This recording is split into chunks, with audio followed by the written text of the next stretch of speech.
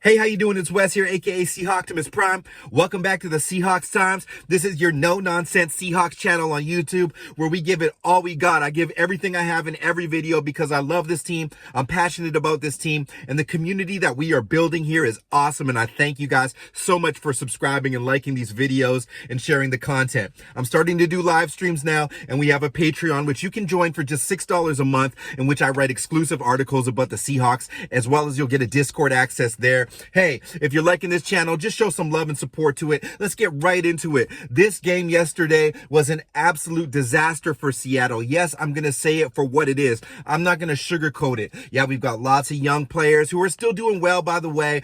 We've got lots to learn. And, you know, the Niners are one of the best defenses, if not the best defense in the NFL right now. So we got to take this game with a grain of salt. But I want to put the elephant on the room right on the table right now. And I've said this from the beginning of this channel, is that Geno Smith, as much as I love Geno Smith and Geno Smith's dedication to the Seattle Seahawks, and I'm so proud of him for hanging around there and defying all odds to become a starter in the NFL again, his limitations are going to continue to shine as we play marquee defenses and good teams. What do I mean by this? If we look back to last year, he had one really good game against the Jacksonville Jaguars in which he was able to score touchdowns in the air. And, you know, one thing I want to point out, those were two DK Metcalf, which he has seemed to gone away from since then. But in the other couple of games, you know, against the Rams, you know, he throws the game away at the end, and I look at the stat lines, he's not able to exceed a 2 TD game or like a 200-yard game, and that's just not him. He's not able to do it. We do not have the actual run prowess right now to be able to exploit teams, to have him just simply be a game manager to beat top half NFL teams, and that's the cold truth about it right now. This is not a knock on Geno Smith's character or saying he's terrible, and this is not an immediate like go to Drew reaction, but I'm going to put that on the table here, and we're going to talk about that a little bit more in depth.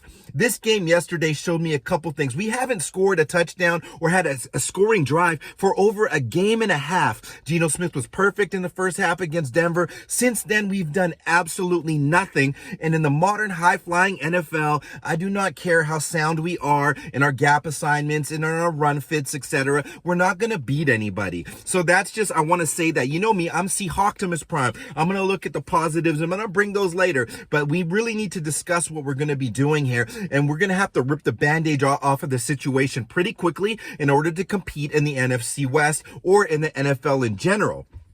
Okay, so let's get to some other parts of this game here. First of all, if you're a 49ers fan, I want to say I'm sorry for you guys. I'm sorry for Trey Lance. That is a horrible situation. I know Jimmy Garoppolo came into that game and played extremely well, but I'm very sad for Trey Lance in his camp, as I've seen this happen in the NFL before. This can spiral a young player out of a franchise, and I do believe that Kyle Shanahan and Lynch will be on the chopping block for how they've managed this Trey Lance situation, because I do not believe that the Niners can get past an NFC championship game with Jimmy Garoppolo's immobility alone, as good as he is in the short passing game. Let's get that out of the way. Okay, the Niners played exceptional run defense against us, but the problem for us Seahawks is we did not run the ball. We didn't even try to run the ball outside with Rashad Penny. That was sad. You know, it's good to see Ken Walker get splashed into the game, but where was Rashad Penny in the actual consistency of the running game? I know we were getting stonewalled a bit, but run him off Lucas, get some tight ends in there, and you got to run the ball. We're going to have to do that next week against Atlanta to win. Yes, Atlanta has a good run defense, so we've really got to put that on the table and get our identity back there. But we are not targeting DK Metcalf enough. I do not care about anything anyone says about it's not there and this and that and the other.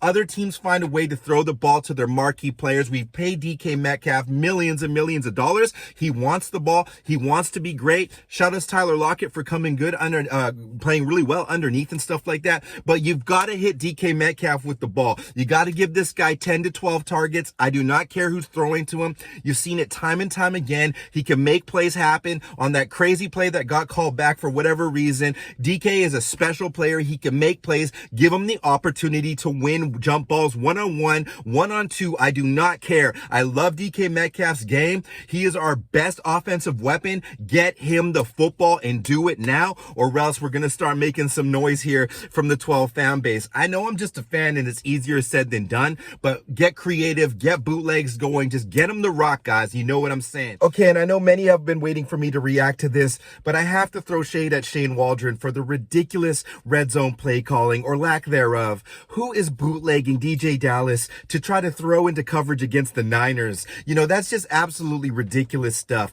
I do like some creativity here and there, but historically, Geno Smith is really good to DK Metcalf. Why not just boot Geno Smith out there and try an attempt of a throw to DK? That's just absolutely unacceptable. The Wildcat stuff to Ken Walker was kind of interesting, but you know, this guy's just coming off of a hernia surgery. They know that you're going to run. You're running against the best D-line in the NFL. That is not my idea of creativity. My idea of creativity is doing more pre-snap motion. Shane needs to pick it up, straight up. Shane needs to get it together here. It's not all on Geno. Other things we got to do is we got to get back to business. In the first game, we were able to have the energy, have the commit to tackling. You know, we were not tackling well in this football game, and that shines again.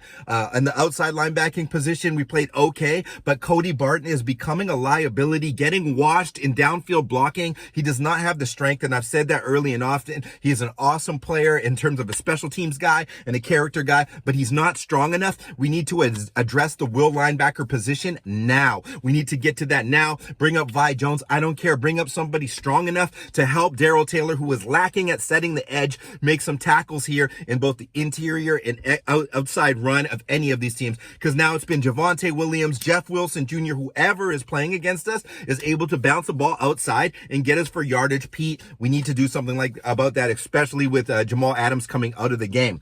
Okay.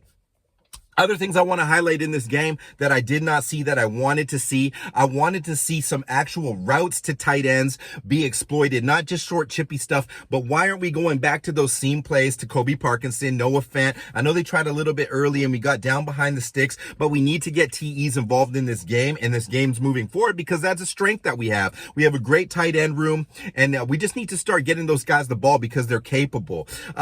We didn't see the third receiver pop up. I didn't see Diaz. I didn't see, he didn't play well. I didn't see Derek Young. Who's going to be the third option, the third receiver for the Seahawks, the third set of hands? I said that in the preface to the last video. That actually has to happen. We need somebody to step up there. So let me get right to it now, guys. To win this game going forward, we just got to get back to being energetic and causing turnovers first and foremost, which some of these young players played well on defense. Michael Jackson, Tariq Woolen with an awesome play in special teams, but not scoring over a game and a half is unacceptable for any NFL team, especially a team with the standard of the Seahawks. What are we going to do about the situation in which Drew Lock is just kind of chilling there waiting? Pete is, you know, the completions are there for Geno, but the scoring is not. We've seen this over and over, and I've been pounding this on the channel. You know, I've been team let Drew brew. I think I'm going to put it on the table. This is why I think Drew Lock should get a chance to play, because Geno Smith now, you know, not scoring TDs, not getting into scoring position, having a turnover, going 3 and out a bunch. How is that different from Drew Lock playing a game, potentially getting you 30, 28 points, etc.? Maybe he turns the ball over a couple times, maybe even 2 more times, but attacking, giving this team energy, getting Metcalf open, getting some touchdowns, getting the crowd excited. This is what this team needs right now on offense in order to spark a young team. So I am calling for Drew Lock to get an opportunity, whether it's the next game or the game after, if Geno doesn't start putting up some TDs, you know, in the air consistently. This is just something that I think is going to have to happen. I don't watch the practices, and no, I'm not like thinking Drew Lock is a second coming of any great NFL quarterback, but he can throw. He has the ability to throw the ball deep and to hit receivers in stride. I'm not seeing this from Geno Smith. I'm seeing Geno be too fidgety in the pocket and hold on to the ball too long. I think it might be time to let the kid fly. You know, if Drew Lock has 400 yards and 3 TDs and 2 turnovers, but we can score on the ground twice and get a turnover on special teams or some points on special teams, I think we have a better chance to beat these marquee teams. Tell me if I'm crazy. Tell me if I'm not. That was a tough game for us guys, but it's a Seahawks thing. We're 1-1. We're still at the top of the division. We've got an unbeatable Atlanta Falcons coming into town next week. I might actually go check out the game if I can. What do you guys think is going to happen next week? And what do you think about the game yesterday? Outside from the big storyline of Trey Lance and what I did think we would lose to the Niners, but in the fashion we did, what do you think we can do to repair this offense immediately? Is it Shane Waldron? Is it Carroll? Is it Geno? Or is it an overreaction in general? This is the Seahawks Times. Thank you so much for joining. I'll be going live later this evening if you want to join in. I had a heck of a time with the last live stream, the first live stream yesterday. Thanks everyone who joined in. Let's go Hawks, and let's get back to business. Let's just get back to our brand of football, running, tackling, getting good stuff going off of play action. We can do this. We can sneak into a wild card if we get our stuff together. But is it time to let Drew brew? I don't know.